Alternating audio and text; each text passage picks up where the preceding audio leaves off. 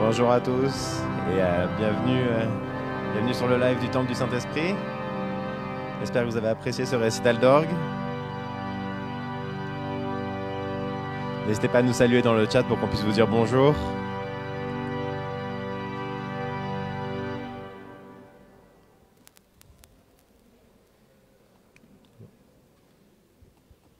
Le culte va commencer.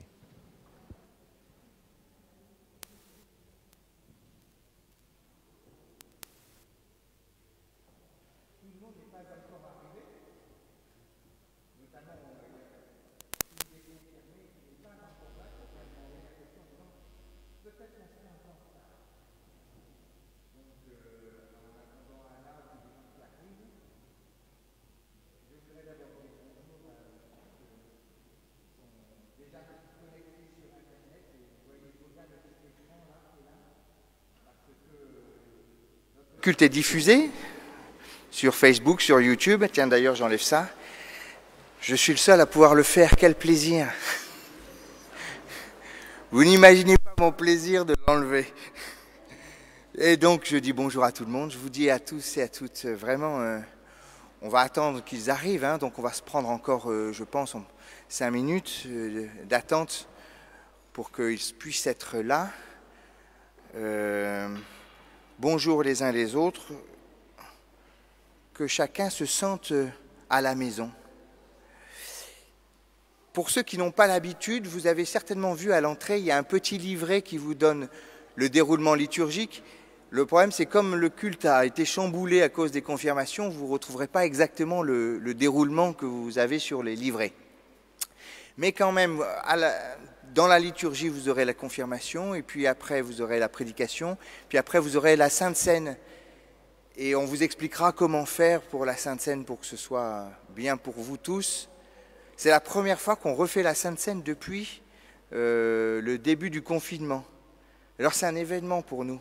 On est vraiment, vraiment heureux de pouvoir communier et de communier à cette occasion-ci.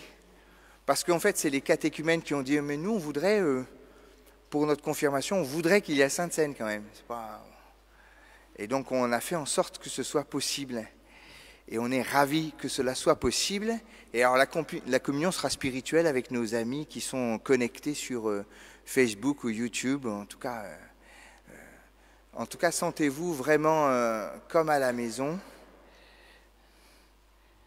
Vous êtes toutes et tous les bienvenus. Je vais attendre un peu, parce qu'Anna n'est pas là, je crois.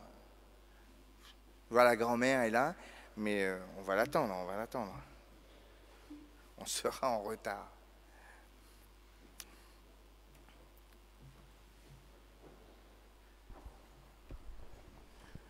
Si Kurt peut nous rejouer un petit quelque chose, ce sera encore...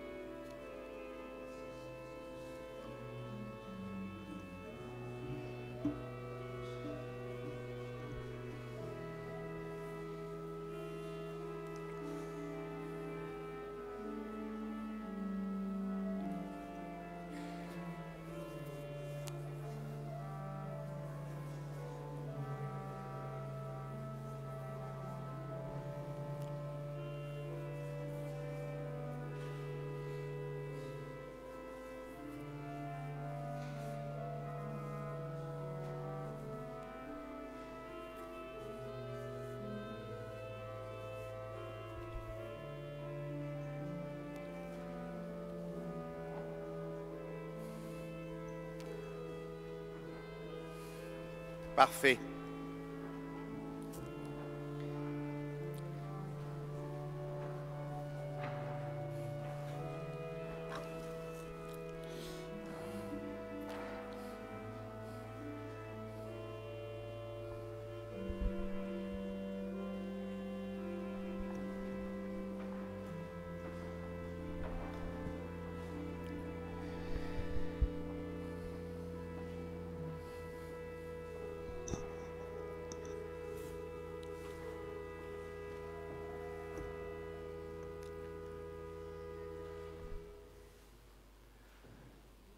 Maintenant que tout le monde est là, je vous invite à vous lever.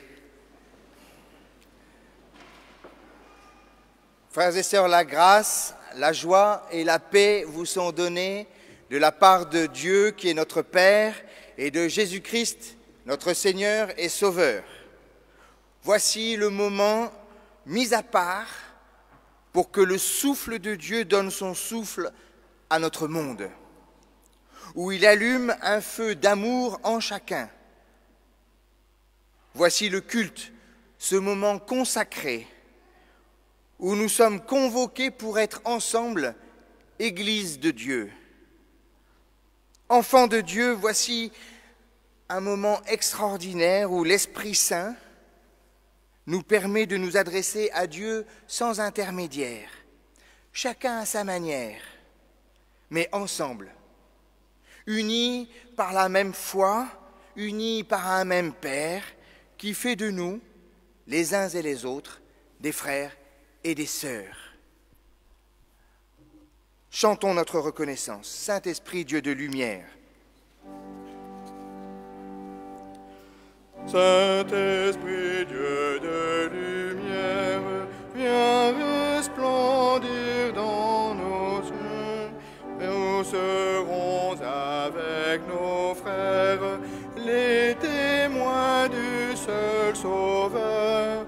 Fais-nous vivre en ta présence, revêt-nous de ta puissance et baptise-nous de feu, Esprit Saint, Esprit de Dieu.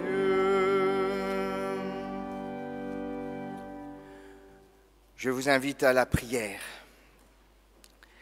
Seigneur, regarde-les tous. Ils courent, ils s'agitent, ils cherchent tous après le bonheur. Ils veulent argent, puissance, gloire. Ils se battent, ils se déchirent, ils se tuent. Seigneur, toi, tu es la joie. Seigneur, toi, tu es le bonheur. Oui, écoute-les tous, Seigneur. Ils gênent, ils se plaignent, ils pleurent. Ils disent que la terre est laide. Pourquoi avons-nous tant d'ennemis? Seigneur, toi, tu es la joie. Seigneur, toi, tu es le bonheur. Oui, Seigneur, regarde-les tous. Ils ne reconnaissent pas leurs amis, ils ne voient pas ceux qui les aiment. Ils oublient de s'émerveiller devant un oiseau qui chante, devant un enfant qui joue. Oui, Seigneur, toi, tu es la joie, tu es le bonheur. Seigneur, écoute-les tous. Ils disent, à quoi bon? Mais que font-ils de cette vie que tu leur as donnée? Seigneur, par ta présence, tu illumines la vie, tu nous fais chanter, tu nous fais danser, tu nous fais rire. Alléluia. Amen. Je redis donc à tous et à toutes, soyez les bienvenus, que vous soyez sur Internet ou que vous soyez dans ce temple, vous faites ensemble corps, vous êtes le corps du Christ. Et bienvenue tout particulièrement aux 5 confirmants du jour. J'ai nommé Anna Vogic, Augustin Ponce, Jules, je cherche des yeux, Jules Olivereau, Léonie Sefoumou et Régis Kouaka, là-bas tout au fond, Régis, vous les verrez bien tout à l'heure. Bienvenue à vous, bienvenue à vos familles, à vos amis, à vos parents, parrains, marraines, tous ceux qui vous accompagnent aujourd'hui. C'est un jour très important dans votre vie et nous le savons, c'est un jour très important dans notre Église et nous en sommes très fiers et très heureux. Je vous invite à prendre le recueil vert pour chanter ensemble le cantique 33-21. Ce sont les catéchumènes qui ont choisi les cantiques que nous chanterons aujourd'hui.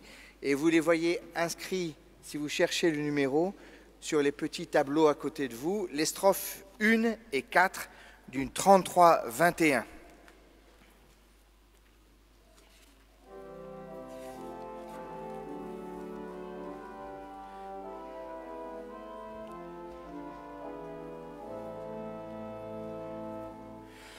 Ô Jésus, ta croix domine les temps, les peuples, les lieux, et toute grande s'incline sur la terre et dans les cieux. Par la joie ou par la peine, quand nous passons chaque jour, c'est ta voix qui nous entraîne sur les pas de ton amour.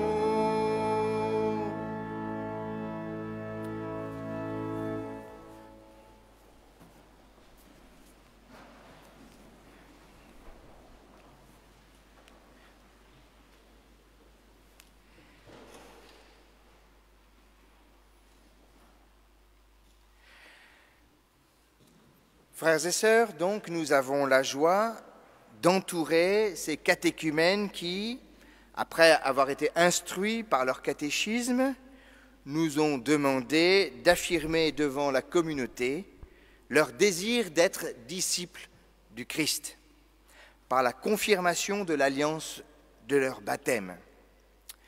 Catéchumènes, à l'appel de votre nom, vous vous lèverez et vous viendrez ici, devant, pour affirmer votre désir de faire partie de l'Église en témoignant de votre foi et de votre cheminement avec le Seigneur.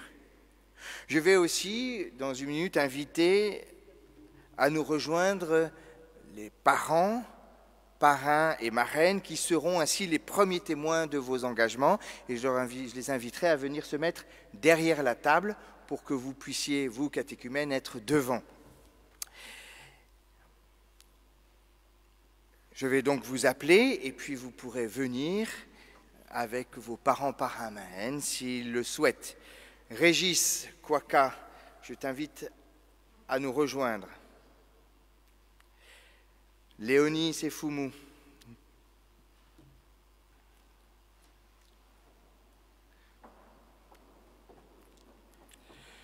Jules Olivero.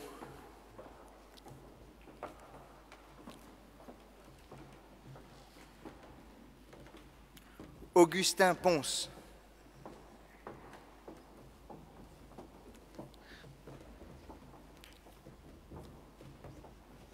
Et Anna Vogic.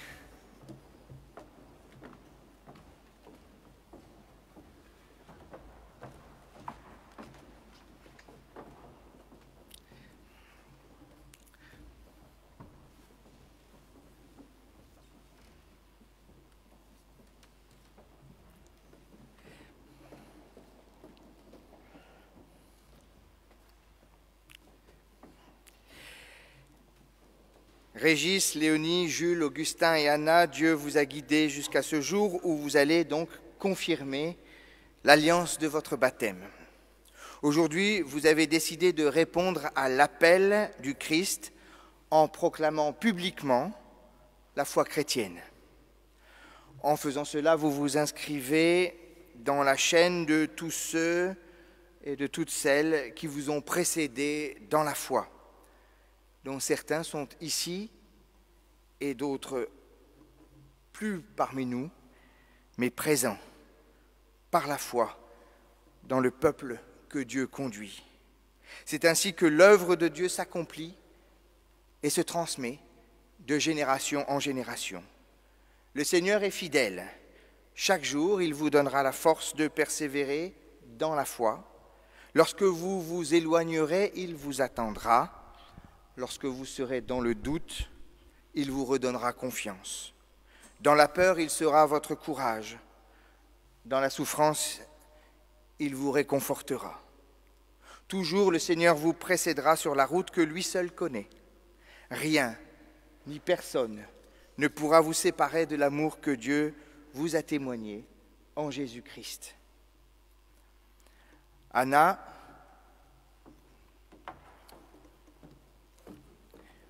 enlève ton masque.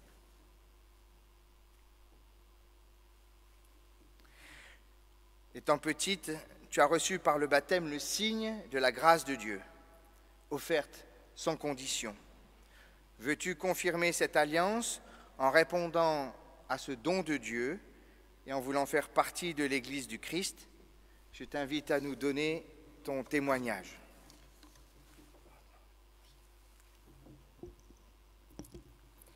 J'ai 15 ans et aujourd'hui je souhaite faire ma confirmation.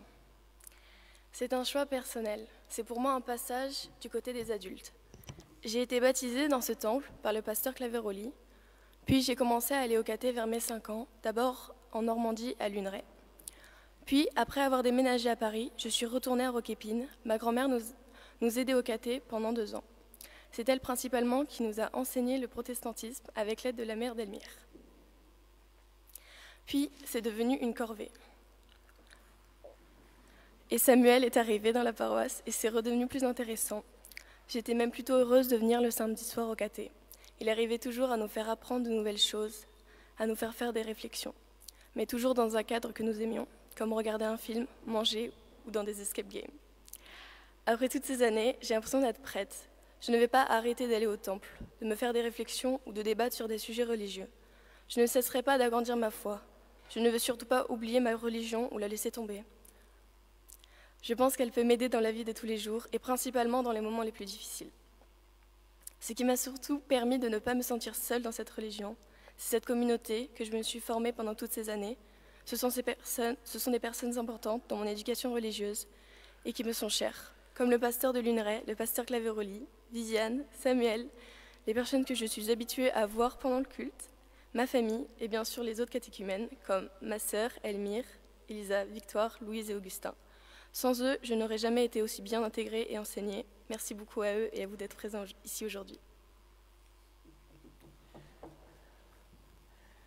Anna, avec l'Église universelle, veux-tu confesser la foi chrétienne? Oui, Jésus-Christ est le Seigneur. Anna, je te confirme dans l'alliance de ton baptême que le Seigneur t'illumine et te garde tout le long de ta route. Il a posé sa main sur toi et rien ni personne ne pourra t'éloigner de sa main. Amen.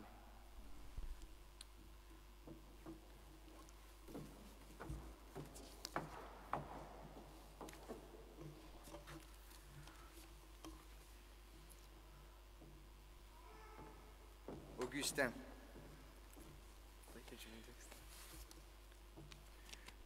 Tu as reçu, étant petit, par le baptême, le signe de la grâce de Dieu, offerte sans condition. Veux-tu confirmer cette alliance en répondant à ce don de Dieu et en voulant faire partie de l'Église du Christ? Je t'invite à nous donner ton témoignage.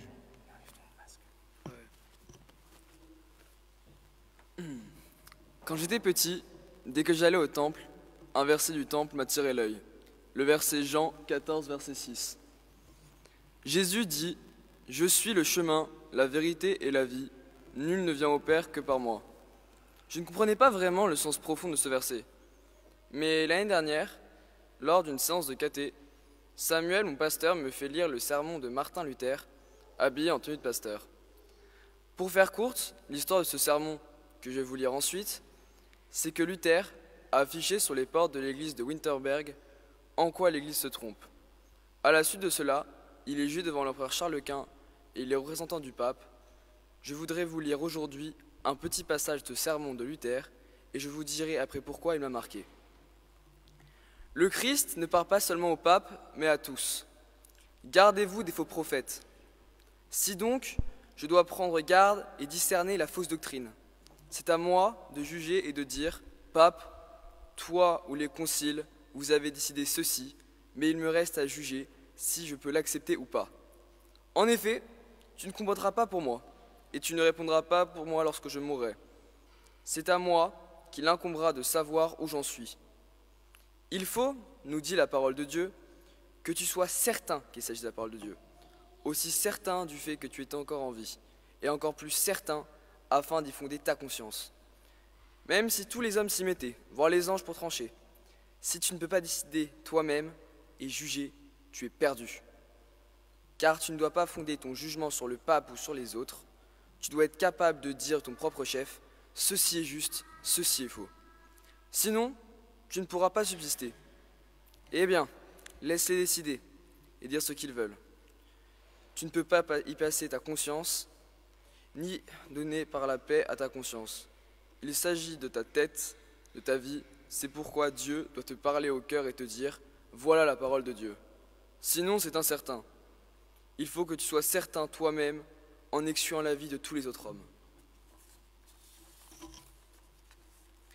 Dans ce sermon, Luther nous explique que personne ne peut nous obliger de penser ou d'agir à ceci ou cela. Mais c'est à nous, avec Dieu, de décider d'agir en fonction de ce qui nous semble juste. Et cette idée de penser rejoint le verset que je n'avais pas compris lorsque j'étais petit, car dans le verset Jean 14, verset 6, « Je suis le chemin, la vérité et la vie, nul ne vient au Père que par moi », ce verset nous dit aussi que nul ne doit agir devant Dieu à part nous-mêmes. Et je trouve que ce sermon et ce verset me ressemblent assez, car personne ne décide ou agit à ma place.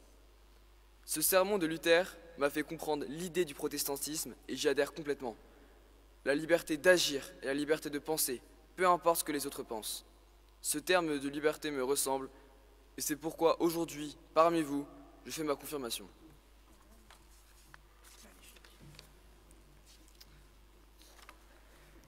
Ça, vous l'avez bien entendu, j'espère.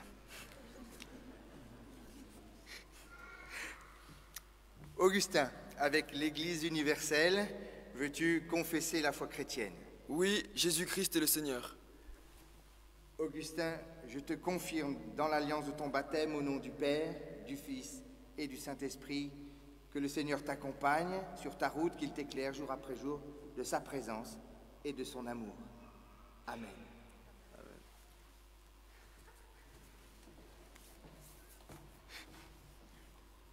Jules, quand tu étais petit, tu as reçu le baptême comme un signe de la grâce de Dieu que tes parents ont choisi que tu es. Cette grâce t'était offerte sans condition. Veux-tu confirmer cette alliance en répondant à ce don de Dieu et en voulant être disciple de Jésus-Christ? Je t'invite à nous donner ton témoignage.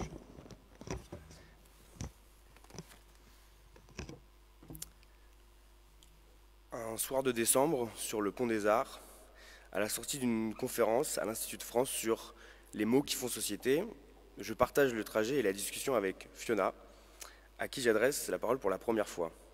Nous débattons des propos du grand rabbin de France, qui citait des passages de la Bible avec une éloquence, une philosophie qui m'interpellait. Je ne partage pas tout ce qui est dit, mais j'en discute avec ma camarade huguenote, qui, avant même d'avoir atteint la rive droite de la Seine, me convainc déjà de venir à un culte prochainement. J'avais pris pour habitude depuis mon enfance de prier dans mon lit, dans mes grands moments de tourmente et de détresse.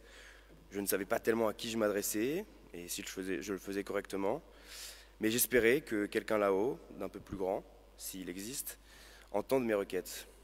Je suis désormais capable de mettre un nom sur cet interlocuteur, autrefois mystérieux. Il s'est dévoilé sous le nom de Jésus-Christ, et c'est pour confirmer ma foi en lui que je me tiens là, devant vous. Ma curiosité pour le protestantisme n'est pas sans avoir des racines. Je le partage désormais avec mes cousines des Cévennes, qui auraient dû être là aujourd'hui, et avec mon arrière-grand-mère narbonnaise. Mais baptisé catholique et loin d'être pratiquant, j'ai tardé à franchir de nouveau, de plein gré, le pas d'une église. Dans un premier temps, il s'agissait d'aller voir. Puis, de dimanche en dimanche, lorsque le rugby me le permettait, à Tours comme à Paris, j'ai pris goût à cette habitude, à ce rendez-vous avec Dieu, aux gens qui s'y retrouvent. J'ai sincèrement trouvé cette volonté de voir au-delà de soi, de reconsidérer son existence au sein d'un groupe et non plus comme individualité. Cela peut sembler comme le plus banal des discours, mais s'approcher de Dieu, c'est s'affranchir de la méfiance constante à l'égard de l'autre. Croire en Dieu, c'est croire en nous, en tant qu'humanité, sans fatalisme ni naïveté. En demandant ma confirmation aujourd'hui, j'ai le souhait de parachever une démarche que mes parents ont initiée auprès de mes frères et moi, en nous proposant le baptême avec le choix de le confirmer ou non un jour. J'ai le sentiment de m'insérer pleinement dans une communauté qui porte des valeurs et un message d'espoir, celui de l'Évangile, dont notre époque a tant besoin. Je ne considère pas arriver au terme d'un processus, il ne s'agit que d'une étape dans ce long cheminement personnel. Il me reste encore beaucoup à apprendre et à comprendre. Cela commence par creuser les mystères d'une Bible que je connais mal et de reprendre rendez-vous avec le réveil du dimanche matin, à qui j'ai trop souvent posé de la pain. C'est avec beaucoup d'impatience que j'attendais ce jour, en compagnie de mes coparoissiens, qui demandent également leur confirmation. J'ai grand plaisir à faire cela devant vous, athées, déistes ou croyants. Je vous remercie de votre présence et de votre écoute. Jules, avec l'Église universelle, veux-tu confesser la foi chrétienne? Oui, Jésus-Christ est le Seigneur. Alors Jules, je te confirme dans l'alliance du baptême que tu as reçu. Le Seigneur t'aime, rien ni personne ne pourra t'écarter de cet amour qui t'accompagne jour après jour sur ton chemin, vers plus d'intelligence, vers plus d'humanité. Le Seigneur t'a trouvé et toi aussi, tu l'as trouvé. Amen.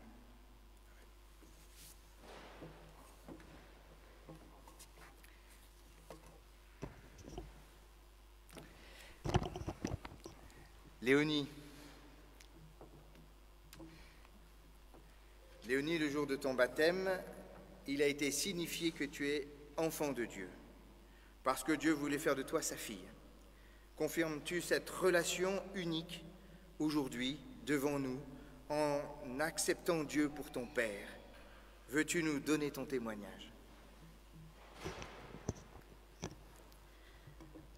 En ce moment où je me prépare à faire la confirmation de mon baptême, je ne peux m'empêcher d'avoir une pensée pour mes parents, protestants pratiquants, qui ont bien voulu me faire baptiser enfant et s'aligner à leurs croyances. Pour autant, ils ont su me laisser, comme à mes frères et sœurs, la liberté et le choix du moment de la confirmation. J'ai donc grandi dans un environnement où croire en Dieu était comme une évidence.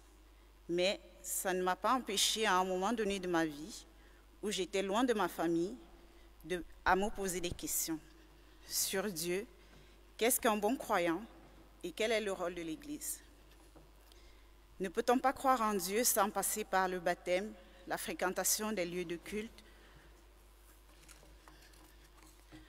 souvent critiqués et critiquables? Et quand ce sujet est en lien avec nos origines et heurte notre sensibilité, on peut se demander où est notre place dans l'Église. Je voulais avoir des réponses sur mon lien si particulier avec Dieu, souvent avec des hauts et des bas, et en fonction des expériences de la vie. Des réponses aussi sur la légitimité de l'Église sur une catégorie de personnes. L'objectif était d'avoir suffisamment de connaissances pour être sûr de ne pas faire fausse route. Mais peut-on prétendre tout savoir ou presque? Les prédications de ces dernières semaines sur le pardon et sur les ouvriers de la dernière heure nous démontrent le caractère universel de la Bible et de ses préceptes. Être croyant, c'est continuer à apprendre tous les jours et se réajuster continuellement. C'est être tolérant sans renoncer à la vérité. La confirmation ou le baptême d'un adulte est certes un engagement sérieux qui doit être mûrement réfléchi, mais certainement pas une fin en soi. Au contraire, c'est avant tout le don de l'amour de Dieu, un cadeau divin qui nous est offert et dont nous entrons en possession en toute conscience, pour une vie plus riche et plus engagée. Ma confirmation aujourd'hui est aussi possible grâce à la communauté de l'Église que vous êtes. L'accueil reçu par notre pasteur Samuel et des membres a été l'élément en plus qui me manquait. Je vous dis merci. Nous ne pouvons voir Dieu, mais nous pouvons ressentir sa présence à travers un geste fraternel, aussi simple qu'il soit. C'est pourquoi je vais continuer à œuvrer pour les plus démunis avec mon parrain Darius et son épouse Annick et mon compagnon Christian. Vous êtes des exemples de charité pour moi.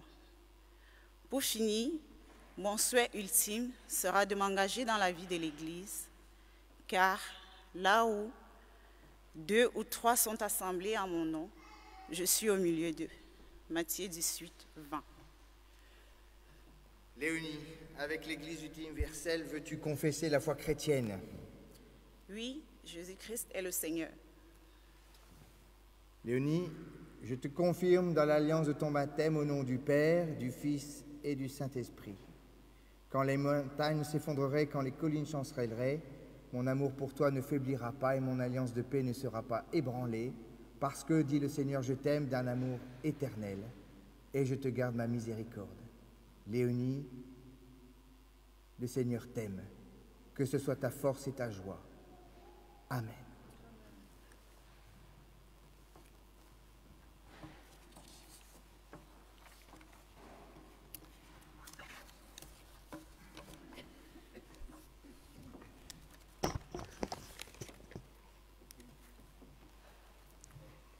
Régis, par le baptême que tu as reçu quand tu étais petit, il a été signifié que tu es le bienvenu dans le corps du Christ, le peuple de Dieu, son Église, en tant qu'enfant de parents chrétiens. Confirmes-tu aujourd'hui ton appartenance à l'Église, ton appartenance au Christ? Je t'invite à nous donner ton témoignage.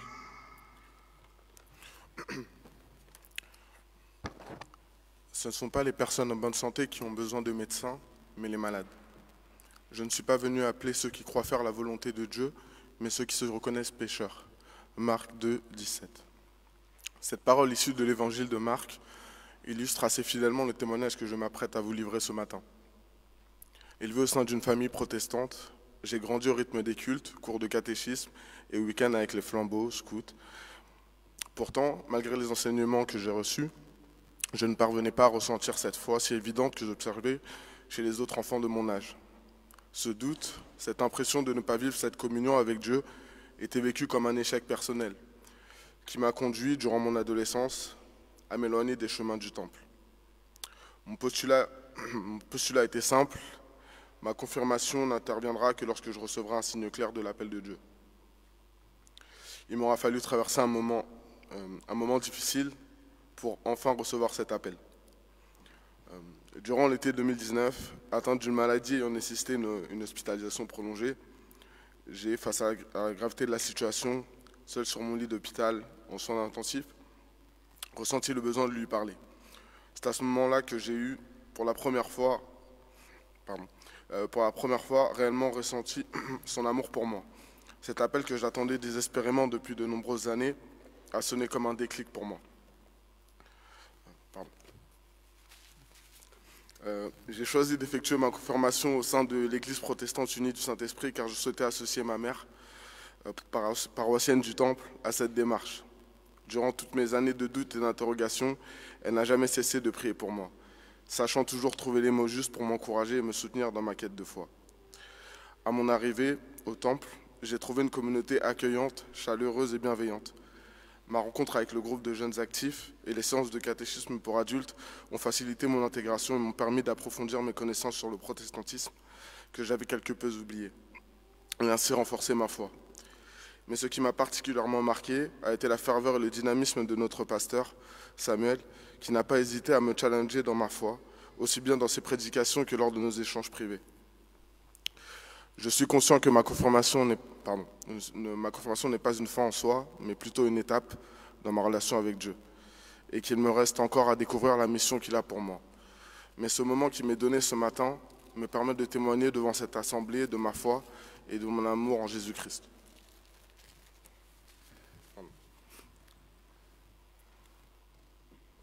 Régis, nous partageons ton émotion, elle est la nôtre aussi.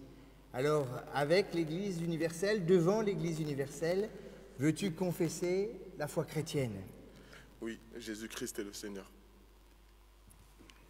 Régis, je te confirme dans l'alliance de ton baptême, au nom du Père, du Fils et du Saint-Esprit, que ce Dieu d'amour que tu connais maintenant, personnellement, t'accompagne jour après jour sur la route qui sera la tienne, qu'il te soutienne par sa présence et qu'il te guide par sa lumière.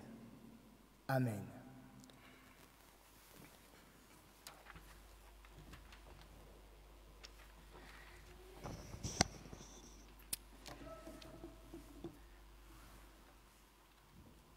Nous allons vous faire un cadeau et j'invite Jean-Claude, au nom de l'Église, à s'approcher.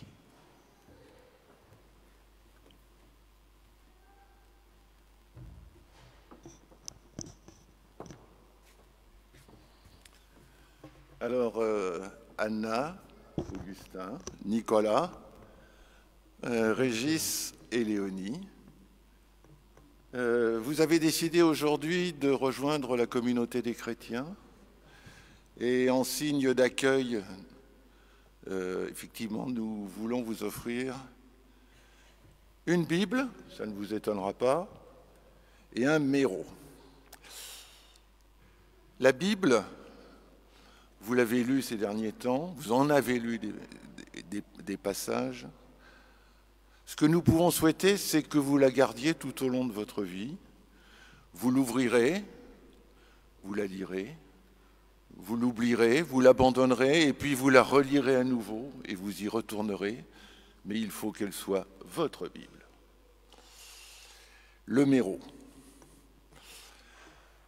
Est-ce que vous savez ce que c'est qu'un méro dans notre religion? Vous savez tous. Donc je ne dis rien. Je ne vais pas expliquer en quoi ça consiste.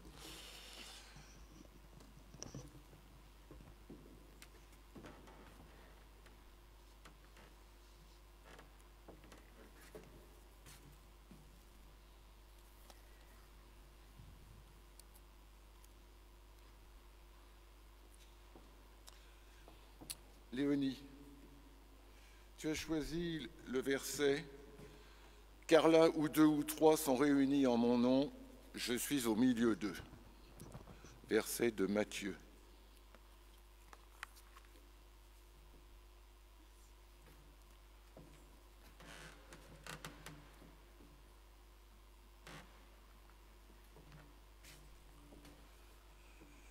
Anna, c'est ainsi qu'il a rendu ceux qui lui appartiennent aptes à accomplir leur service pour que se construise le corps du Christ, et de cette façon, nous prendrons ensemble une stature parfaite d'adulte à la mesure de la plénitude du Christ. Je ne connaissais pas cette partie des Éphésiens.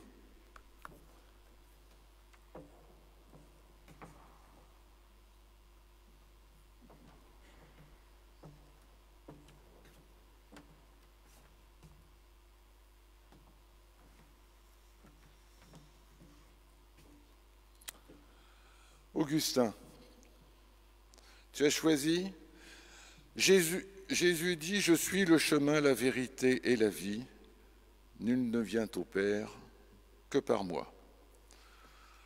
Tous les paroissiens d'ici connaissent effectivement.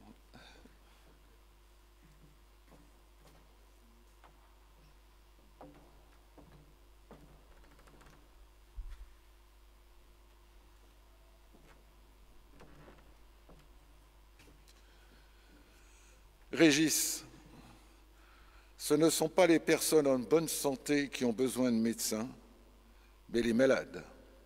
Je ne suis pas venu appeler ceux qui croient faire la volonté de Dieu, mais ceux qui se reconnaissent pécheurs.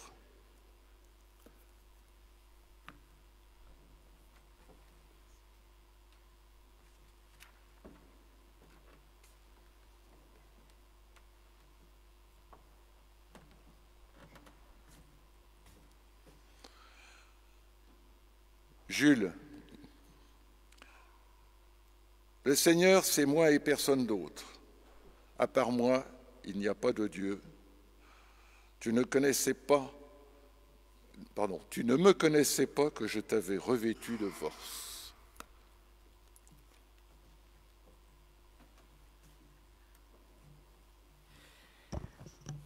Merci beaucoup, Jean-Claude, et au nom de toute l'Église, que ce cadeau vous accompagne. Catéchumène, croire en Jésus-Christ, c'est mettre sa confiance en lui, car il est notre Sauveur. C'est s'engager à lui obéir, car il est notre Maître. Avec le secours du Saint-Esprit, efforcez-vous de vivre en chrétien, en aimant Dieu de tout votre cœur et votre prochain comme vous-même. Toute la vie de l'Église, en particulier le culte, la Sainte Seine, la lecture de la Bible et la prière, sont les moyens que Dieu nous donne pour persévérer dans la foi que vous venez de confesser. Vous avez désormais votre place à la table du Seigneur et votre part au travail de son Église. Que le Saint-Esprit affermisse votre foi et vous accorde ses dons et vous les renouvelle jour après jour. À celui qui peut, par la puissance qui agite en nous, faire infiniment au-delà de tout ce que nous demandons et pensons, à lui seul soit la gloire dans l'Église et en Jésus-Christ, de génération en génération, au siècle des siècles. Amen. Et je vous invite à vous lever pour chanter ensemble le 2309, Seigneur, dirige et sanctifie, ce qui permettra aux catéchumènes et aux parrains-marraines de signer le registre de l'accueil dans l'Église. Seigneur, dirige et sanctifie.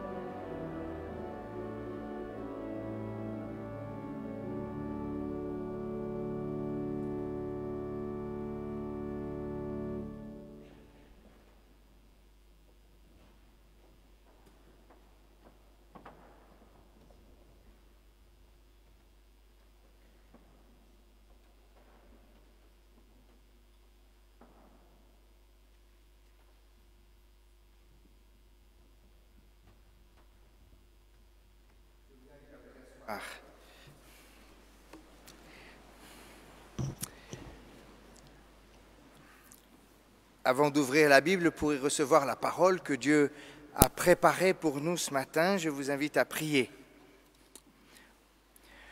Oui Seigneur, nous te bénissons pour Jésus-Christ.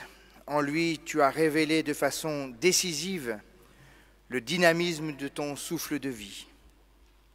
En ce qu'il a enseigné et vécu, nous reconnaissons cette formidable puissance d'amour qui fait vivre les êtres humains. Une force si bouleversante sous des dehors si dérisoires. Une force si vigoureuse en des mains si désarmées. que des hommes ont pris peur et ont supprimé ton visage parmi nous. C'est en son nom que nous sommes réunis aujourd'hui. Lui à qui tu as donné au matin de Pâques un second souffle. Dieu notre Père, que les paroles et les actes de Jésus continuent à vivre en nous aujourd'hui. Ainsi notre humanité deviendra-t-elle un peu plus humaine, une bonne nouvelle pour l'homme, bonne nouvelle pour Dieu. Amen.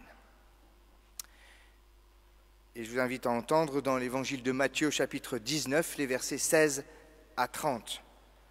Marie-Thérèse, c'est à vous.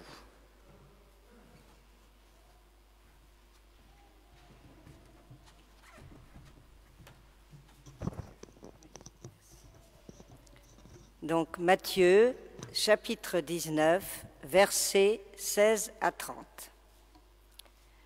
Un homme s'approcha de Jésus et lui demanda : « Maître, que dois-je faire de bon pour avoir la vie éternelle ?»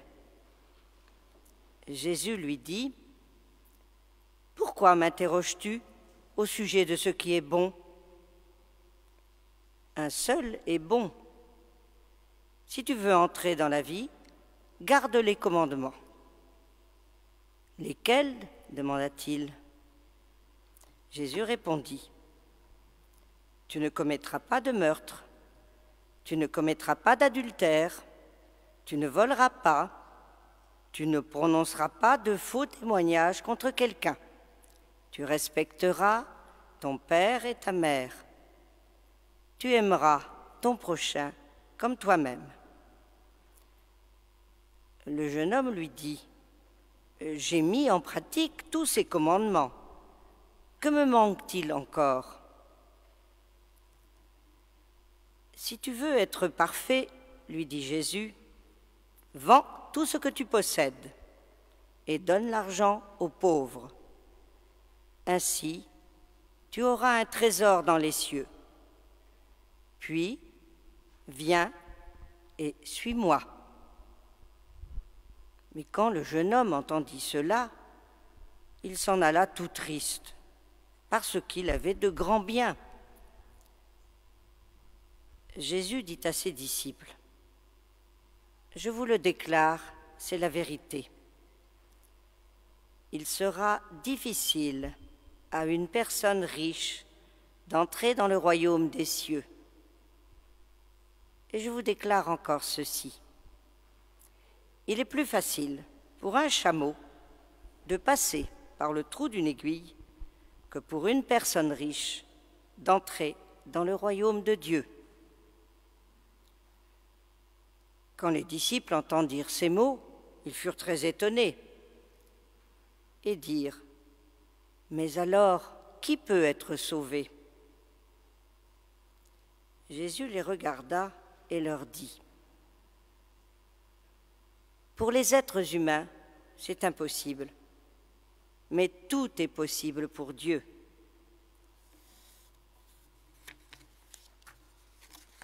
Bon, la phrase, pas la suite. Il manque la suite, pardon. Ah, elle est collée, je ne l'ai pas vue. Merci. Pardon. « Écoute, lui dit-il, nous avons tout quitté pour te suivre. Que se passera-t-il pour nous ? » Jésus leur dit : « Je vous le déclare, c'est la vérité. Quand le Fils de l'homme siégera sur son trône glorieux dans le monde nouveau, vous qui m'avez suivi, vous siégerez également sur 12 trônes pour juger les 12 tribus d'Israël. Et tous ceux qui auront quitté pour moi leur maison ou leurs frères, leurs sœurs, leurs pères, leurs mères, leurs enfants, leurs champs, recevront 100 fois plus et auront part à la vie éternelle. Mais beaucoup qui sont maintenant les premiers seront les derniers, et beaucoup qui sont maintenant les derniers seront les premiers. »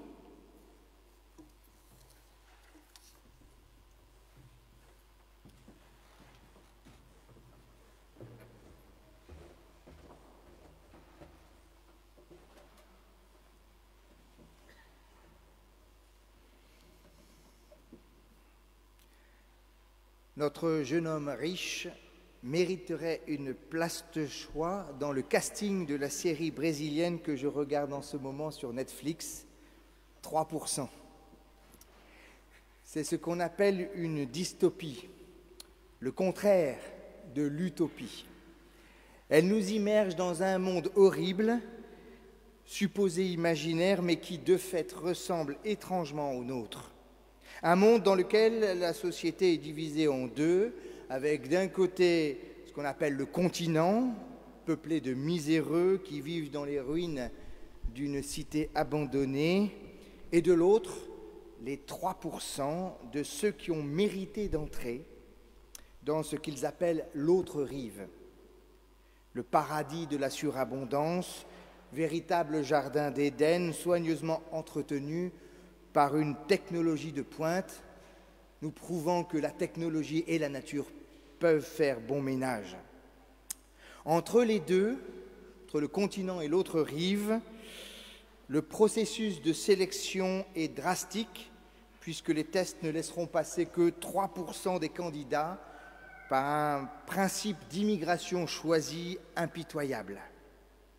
Sur le continent, la foi dans le processus de sélection au mérite est entretenue par les prédications de l'Église, tandis qu'une frange révolutionnaire appelée la cause tente d'y mettre un terme au nom de l'égalité et de la dignité de tous les êtres humains. En s'approchant de Jésus, ce jeune homme veut mettre toutes les chances de son côté pour réussir le processus de sélection.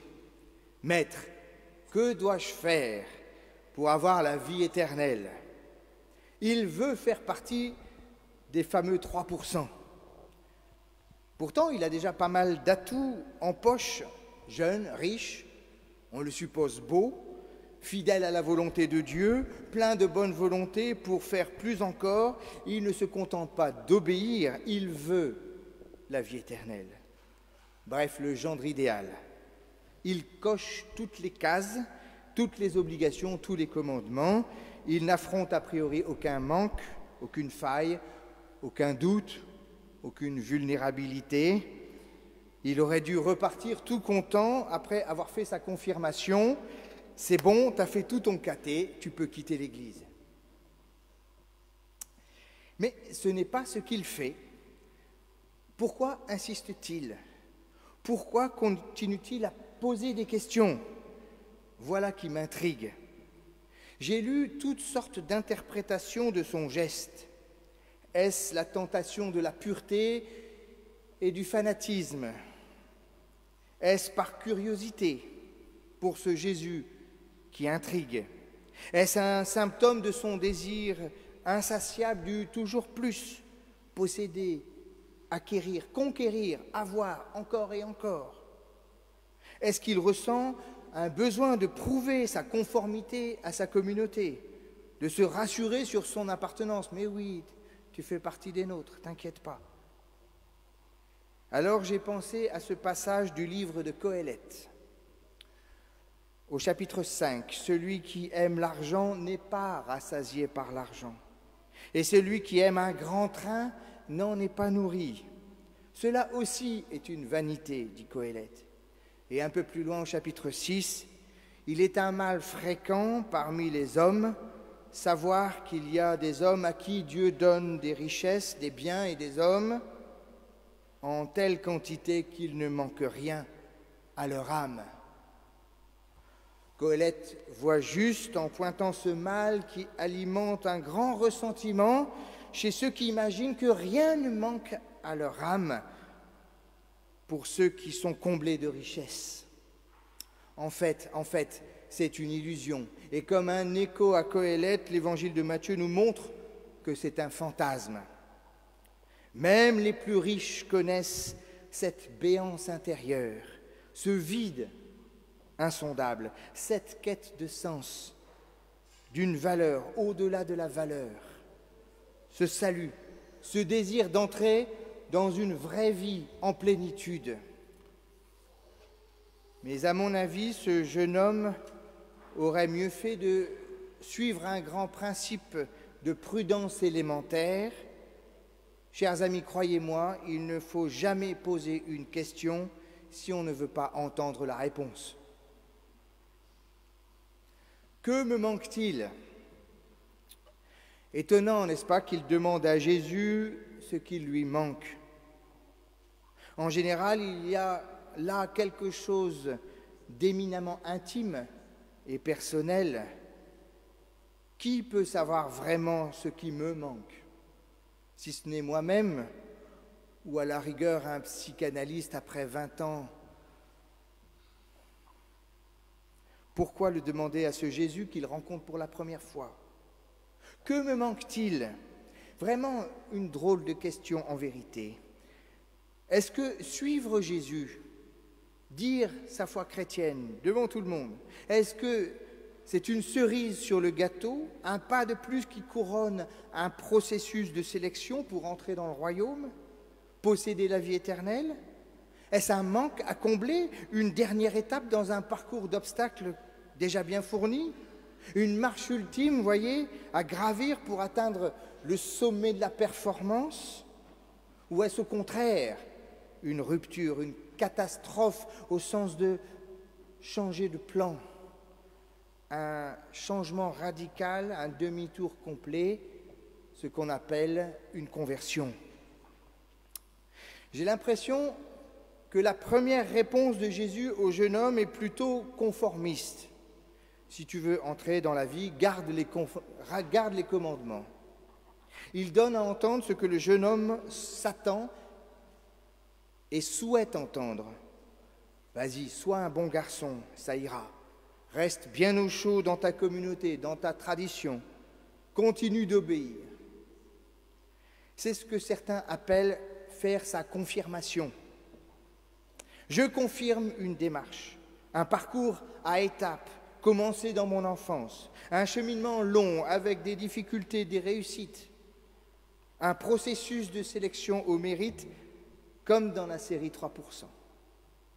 Seule l'insistance du jeune homme nous fait changer de plan. Vas-y Jésus, dis-moi vraiment ce que tu penses. Est-ce que tu attends de moi que je confirme ce qu'on m'a appris depuis mon enfance ? Ne jamais poser de questions quand on ne veut pas entendre la réponse. Jésus répond « Non, ce n'est pas ce que j'attends de toi. Je ne veux pas que tu confirmes. Laisse tomber toutes tes sécurités, tu n'as besoin de rien de tout cela. La seule chose qui te soit réellement nécessaire, c'est de rester avec moi. Suis-moi. Viens, on part à l'aventure, le nez au vent, les sécurités en moins. Le reste n'a aucune importance, les amis. Tu peux tout jeter si tu veux, cela ne te servira à rien. L'apôtre Paul dit des choses semblables quand il considère comme des ordures tout ce qui fait sa vie et son identité. Je lis dans l'Épître aux Philippiens, pour mener une vie conforme à sa volonté, dit l'apôtre Paul, prescrite par la loi, j'étais devenu irréprochable. Mais ces qualités que je regardais comme un gain, je les considère maintenant comme une perte à cause du Christ. Je considère tout cela comme des déchets, des ordures, afin de gagner le Christ et d'être parfaitement unis à lui. Nous retrouvons ici le passage dont parle Kierkegaard que nous évoquions la semaine dernière, ici même, entre le stade éthique et le stade religieux, entre l'appartenance au groupe et la réponse à un appel, entre la conformité au bien et la vocation du chevalier de la foi. C'est un saut qualitatif de cet instant décisif où je dois prendre une décision ultime en mon nom propre, dire « je » pour la première fois dans ma vie. Ce n'est plus une confirmation, c'est une affirmation, ou mieux même une protestation qui fera de vous des vrais protestants. J'affirme devant vous et devant la terre entière que je suis le disciple du Christ. Telle est ma vocation, je suis prêt à tout donner pour y répondre. La réponse de Jésus pose devant nos yeux l'essence même de la liberté du chrétien.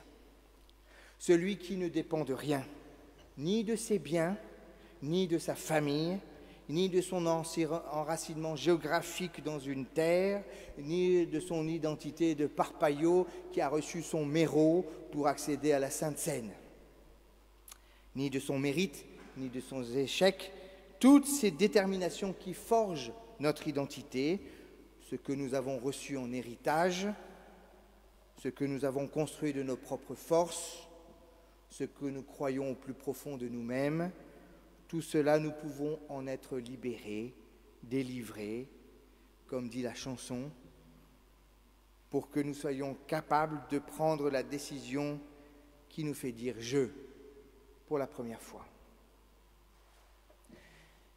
La réaction naturelle est compréhensible. Le jeune homme s'en va tout triste, mais c'est trop difficile, tu en demandes trop. Je n'y arriverai jamais, ma foi est trop fragile, les obstacles trop grands, j'ai besoin de mettre des bretelles avec ma ceinture. Il faut que je sois honnête, je ne suis pas prêt à tout donner. C'est vrai, c'est tragiquement vrai. Il me souvient une expérience personnelle quand j'étais gamin que j'apprenais à nager. Dans la piscine olympique de Valenciennes, il nous était demandé de sauter tout en haut du plongeoir.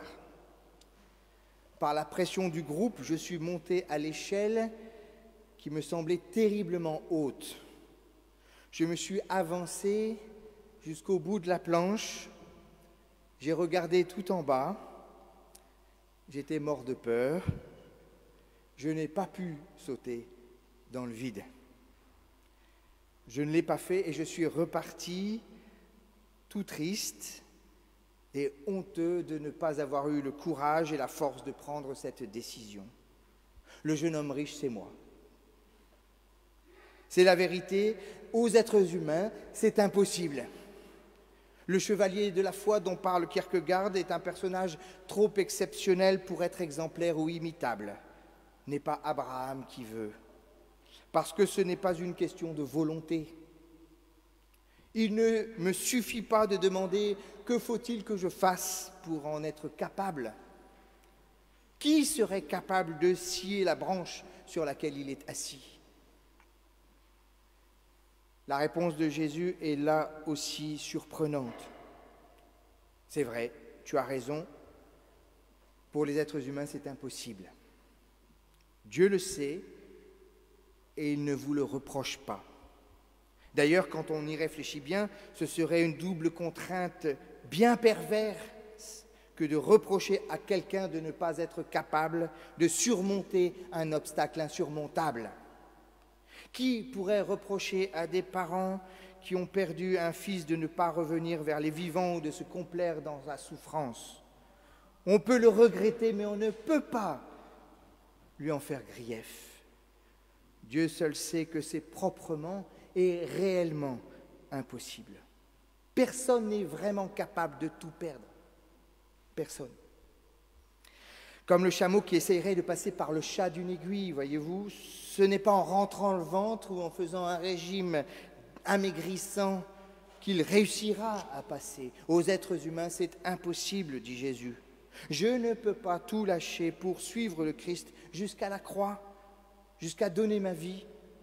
Et c'est normal que nous restions attachés à ce qui construit notre existence depuis si longtemps. Un seul en est capable, dit Dieu, Dieu lui-même. Dieu seul peut tout donner pour nous arracher à tous ces biens qui déterminent notre vie en nous privant de notre liberté. Lui seul peut surmonter l'insurmontable pour nous faire entrer dans son royaume. Rien n'est impossible à Dieu. Rien n'est impossible à Dieu. C'est sans doute la seule véritable affirmation de la toute-puissance de Dieu dans toute la Bible. C'est sans doute cela, ce qu'il nous faut retenir. Personne ne peut a priori tout donner. Lui seul le peut. Lui seul l'a fait. Lui seul a traversé cette nuit de la perte ultime pour nous, pour notre liberté. On ne prend pas sa vie, il la donne pour que nous soyons libres. Ce qui est impossible aux êtres humains, Jésus l'a fait, il a tout donné parce qu'il avait la foi nécessaire pour oser sauter dans le vide d'une vocation libératrice. La liberté de Jésus est totale. Elle est le fruit de sa foi et il nous la donne en cadeau. Nous ne sommes pas sauvés par notre foi, les amis, dit l'apôtre Paul, mais par la foi de Christ. Nous savons que l'être humain est rendu juste uniquement grâce à la foi de Christ, de Jésus-Christ, et non parce qu'il obéit en tout à la loi de Moïse, dit-il dans l'Épître aux Galates. Il ne s'agit donc pas de quitter le monde comme ces contemplatifs ermites qui renoncent au monde, comme on fuit une difficulté insurmontable. Il ne s'agit pas non plus de dénoncer les richesses du monde parce qu'elles nous seraient à jamais inaccessibles et qu'on les jalouse au fond de notre cœur. Il ne s'agit pas plus de quitter ce monde pourri par le matérialisme ambiant au nom d'une supposée supériorité spirituelle désincarnée comme le font les platoniciens et les dualistes. Il s'agit encore moins de jouir sans entrave en multipliant les sensations et les plaisirs pour ne dépendre d'aucune en particulier comme le professent les épicuriens. Il s'agit d'habiter notre monde, notre vie, tels qu'ils sont, mais par le prisme de la liberté du Christ qui nous permet de ne dépendre de rien en usant de tout. L'apôtre Paul continuait ainsi son propos dans l'épître aux Philippiens. Je ne parle pas ainsi parce que je suis dans le besoin. J'ai en effet appris à me contenter toujours de ce que j'ai. Je sais vivre dans la pauvreté aussi bien que dans l'abondance. J'ai appris à être satisfait partout en toutes circonstances, que je sois rassasié ou affamé, que je sois dans l'abondance ou dans le besoin. Je peux faire face à tout grâce au Christ qui m'en donne la force. Voilà la vérité, je vous la laisse. Nous avons été appelés à la liberté, alors soyons libres. C'est notre vocation de chrétiens. Nous ne pouvons l'être véritablement que par le Christ et à travers lui, parce qu'il a donné ce qui nous était impossible de donner. Soyez libres, les amis. Vous le pouvez grâce au Christ qui vous en donne la force. Amen.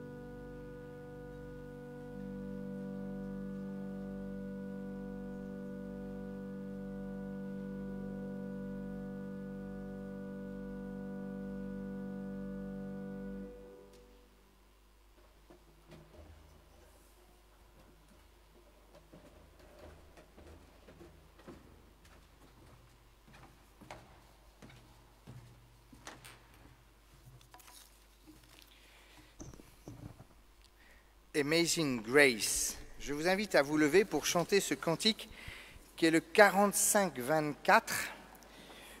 Je vous invite à chanter les strophes 1, 2 et 4. 1, 2 et 4 du 45-24.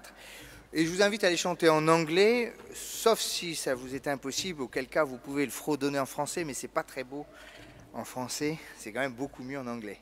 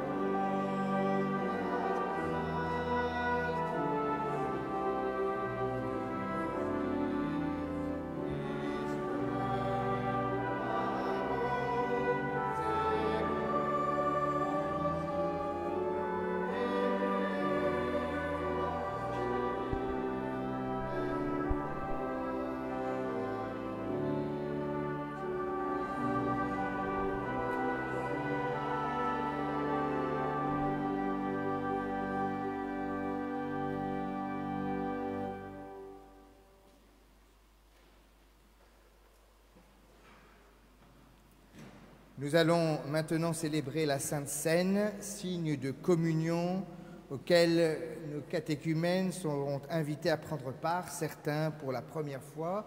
Je les invite à me rejoindre ici, ainsi que les membres du Conseil qui ont été désignés pour faire la distribution.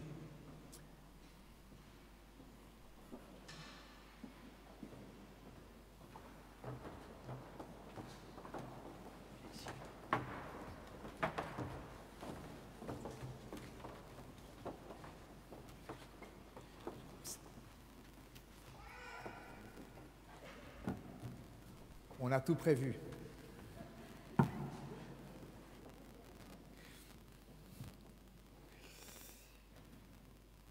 En participant à la Sainte Seine, nous témoignons de notre désir de faire partie du corps du Christ, du peuple de Dieu, de tous ceux qui veulent se nourrir de la présence de la parole de Jésus-Christ. En prenant ce pain et ce vin, signe du corps et du sang du Christ, nous confessons que nous voulons trouver en lui la source de la vie, force et de joie pour notre existence. Ouvrons les yeux et regardons les autres invités. Ce sont nos frères, ce sont nos sœurs. Ouvrons les oreilles pour entendre la bénédiction qui va être prononcée sur nos vies. Dieu pose la main sur notre partage. Ouvrons nos mains pour recevoir le pain et le vin. Ils sont mémoire du Christ qui est venu marcher sur nos routes. Ouvrons nos cœurs pour recevoir la nourriture qui vient de Dieu, sa force, sa joie et sa grâce. Ouvrons notre Bible et écoutons ces paroles qui donnent la vie. La nuit où le Seigneur Jésus a été livré, il a pris du pain et après avoir remercié Dieu, il a partagé le pain et il a dit « Ceci est mon corps, il est pour vous, faites cela en mémoire de moi. » Après le repas, le Seigneur a aussi pris la coupe de vin et il a dit cette coupe est la nouvelle alliance en mon sang, parce que mon sang est versé pour vous. Toutes les fois que vous en boirez, faites cela en souvenir de moi. En effet, chaque fois que vous mangez ce pain et que vous buvez cette coupe, vous annoncez la mort du Seigneur jusqu'à ce qu'il vienne. Je vous invite à prier. Seigneur, nous ne pouvons pas marcher si nous n'avons pas du pain pour conforter nos membres. Au long de nos journées, de nos semaines, de nos années, donne-nous les nourritures de ta table. Donne-les-nous quand nos pieds trébuchent, quand nos mains tâtonnent, quand nos cœurs sont tristes. Donne-les-nous quand nos pas s'élancent, quand nos mains se tendent, quand nos pas bondissent.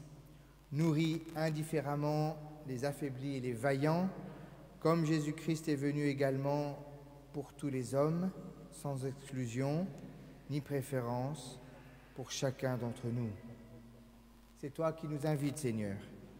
Nous arrivons avec ce que nous sommes, que vienne sur nous ton esprit, et ce repas sera un partage entre frères et sœurs, mémoire de la croix, nourriture pour la prière, un temps de grâce pour notre foi. Viens bénir encore ce repas. Frères et sœurs, ce repas n'est pas le repas de l'Église protestante unie de France. Il n'appartient à aucune église en particulier, c'est le repas du Seigneur. C'est lui qui le préside, c'est lui qui vous invite. Nous sommes donc toutes et tous invités, qui que nous soyons. En votre âme et conscience, vous pouvez participer ou pas à ce repas. Mais nous vous demandons de faire corps avec nous, de faire cercle autour de la table, puisque c'est la tradition de notre Église, de faire cercle autour de la table sans passer par le centre, mais en vous passant par les allées latérales, de vous mettre là et que nous fassions ce cercle, y compris s'il faut aller dans le narthex, dans l'entrée, et toucher une partie du monde. C'est possible d'ouvrir la porte et d'aller se répandre un peu dans le monde. Nous allons le faire d'une manière qui puisse rassurer tout le monde. Nous vous demandons de ne pas vous servir vous-même, mais d'être servis et pour le pain et pour le vin par ces frères et sœurs qui vont, comme moi, se gélifier les mains. Et ainsi, vous serez en toute sécurité et nous vous demandons, après que vous ayez reçu le petit verre de vin, de le garder jusqu'à ce que quelqu'un passe parmi vous pour le récupérer. Ainsi, vous ne toucherez ni le pain, ni le vin, et chacun pourra le faire paisiblement, partager ce qui doit être un repas de communion et non de désunion. Je vous invite donc à faire cercle autour de la table. Venez maintenant, car tout est prêt.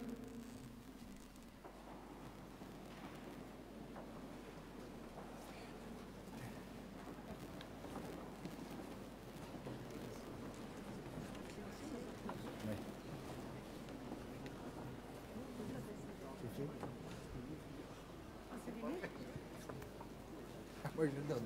Quand je donne, je donne.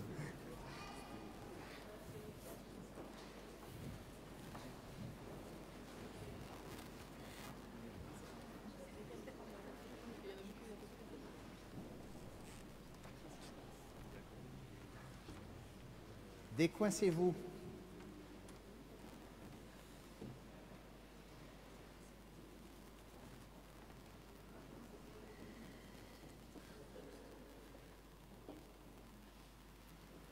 Il est encore possible de se décoincer en venant par ici ou en vous poussant un peu vers le fond. Comme ça, tout le monde pourra être à bonne distance.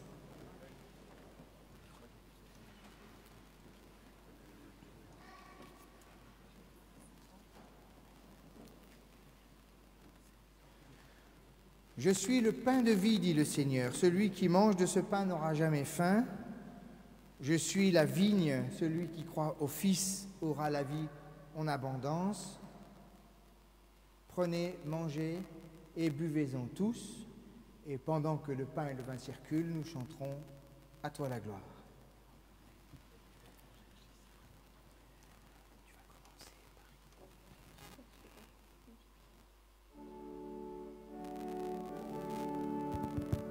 Tu vas commencer par au fond à gauche.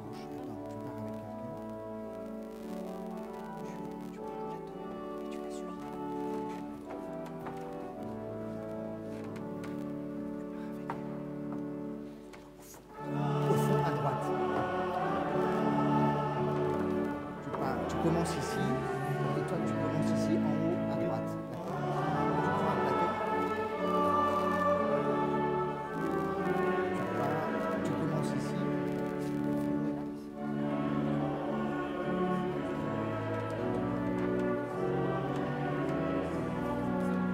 C'est ça.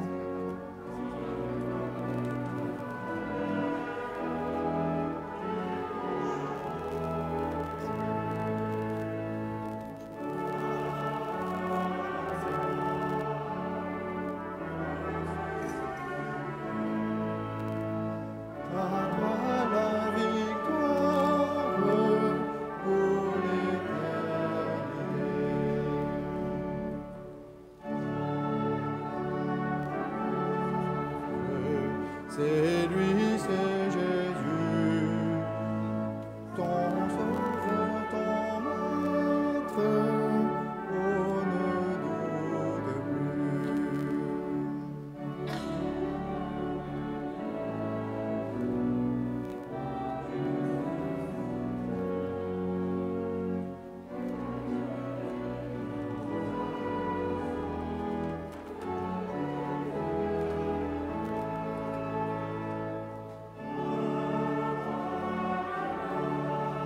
Est-ce que tu veux bien passer ça?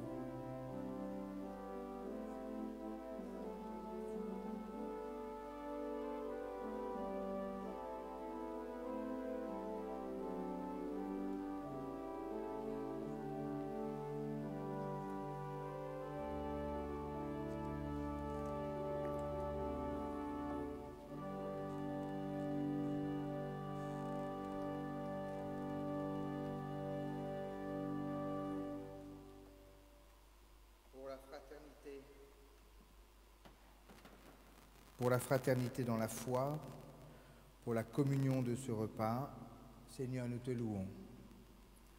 Donne-nous de les cultiver encore et encore, pour ces frères et ces sœurs, pour leur présence, pour leur ferveur. Seigneur, nous te rendons grâce. Donne-nous de savoir les aimer, les porter. Pour la nourriture de ta présence, qui est la sève de notre espérance, Seigneur, nous te louons. Donne-nous de la conserver. Pour ce festin de grâce qui ravive nos vies, nous te louons. Donne-nous de le partager. Pour ces frères et sœurs qui ont besoin de ta présence et de notre prière, Seigneur, nous te portons l'intercession, notamment pour ces frères et sœurs qui sont touchés par les intempéries dans le sud de la France, dans l'arrière-pays niçois, ceux qui ont tout perdu dans leur vie, qui n'ont pas eu le choix de laisser partir ces choses et qui se retrouvent sans autre bien que la fraternité et la solidarité des hommes et des femmes qui veulent les accompagner. Seigneur, nous te prions pour tous ceux qui ont tout perdu et qui n'ont que toi pour survivre. Et ensemble, nous te portons cette prière que tu nous as laissée. Nous unissons notre voix à celle de nos frères et sœurs pour te dire, notre Père qui es aux cieux, que ton nom soit sanctifié, que ton règne vienne, que ta volonté soit faite sur la terre comme au ciel. Donne-nous aujourd'hui notre pain de ce jour. Pardonne-nous nos offenses, comme nous pardonnons aussi à ceux qui nous ont offensés. Ne nous laisse pas entrer en tentation, mais délivre-nous du mal, car c'est à toi qu'appartiennent le règne, la puissance et la gloire pour les siècles des siècles. Amen. Frères et sœurs, je vous invite à rejoindre vos places, allez dans la joie du Seigneur qui vous accompagne et qui vous bénit.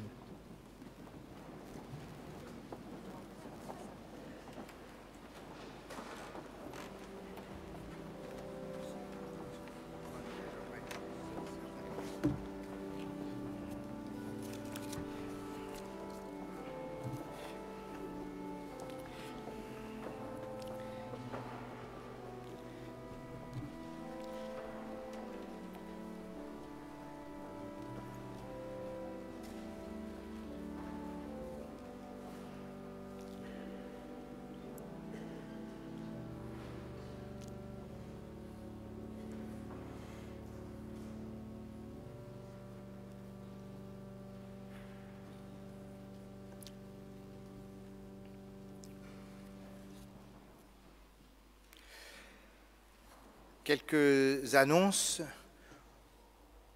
avant de clore ce culte.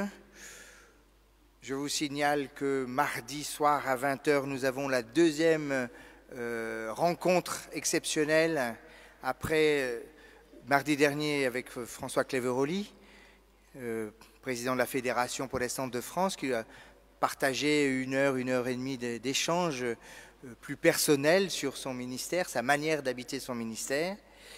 Nous allons recevoir mardi soir Pierre de Bousquet, qui est directeur de cabinet du ministre de l'Intérieur, sur le thème « Contenir la violence du monde ». Et la semaine prochaine, ce sera avec Gilles Cantagrel, ancien directeur de France Musique, sur « Chanter la joie du monde ». Et donc, mardi 20h, vous pouvez aussi suivre ces débats sur les réseaux sociaux, puisque il suffit de vous abonner à la chaîne YouTube de la paroisse ou à la page Facebook. Comme quoi on est dans le vent, vous voyez. C'est bien ça le problème. Ceux qui sont dans le vent, c'est une politique de feuilles mortes, paraît-il. Je vous signale aussi, moins drôle, et vraiment, nous pouvons les porter dans la prière, toute la famille Prévost. Le fils de Mathieu Prévost, Daniel, est décédé. Et nous aurons le service d'action de grâce ici à Roquépine mercredi à 11h. Donc vous pouvez penser à Françoise, Mathieu, puis toute la famille, ces trois filles de Daniel. Voilà, mercredi 11h. Et puis dimanche prochain, nous aurons le culte d'installation du nouveau conseil presbytéral que vous avez brillamment élu à l'Assemblée générale. Donc le culte d'installation aura lieu dimanche prochain, 11 octobre. Et puis, voici le moment que vous attendez tous avec une très grande impatience, ce moment où vous allez pouvoir signifier à Dieu que vous avez entendu sa parole et que vous êtes totalement libre vis-à-vis de vos biens. Voici le moment de l'offrande. Soyez libres.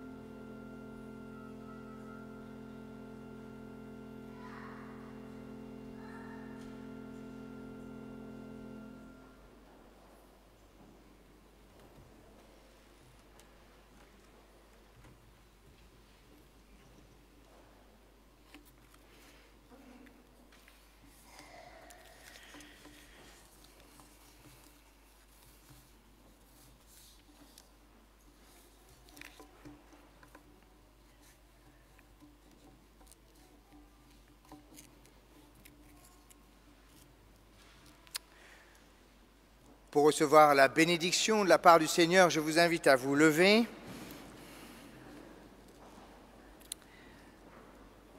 Voilà la vérité, chers amis, nous avons été appelés à la liberté, alors soyons libres. C'est notre vocation de chrétiens. Nous ne pouvons l'être véritablement que par le Christ et à travers lui, parce qu'il a donné tout ce qui nous était impossible de donner. Soyez libres, vous le pouvez, grâce au Christ qui vous en donne la force. Le Dieu trois fois saint, éternellement béni, le Père, le Fils, le Saint-Esprit vous accompagne sur votre route de chaque jour, dans la joie et dans la peine, dans la force et la faiblesse, dans le bonheur et dans l'épreuve, dans le travail et dans le repos, dans la solitude et dans la rencontre. Le Seigneur est avec vous et pour vous, aujourd'hui, demain, toujours. Amen.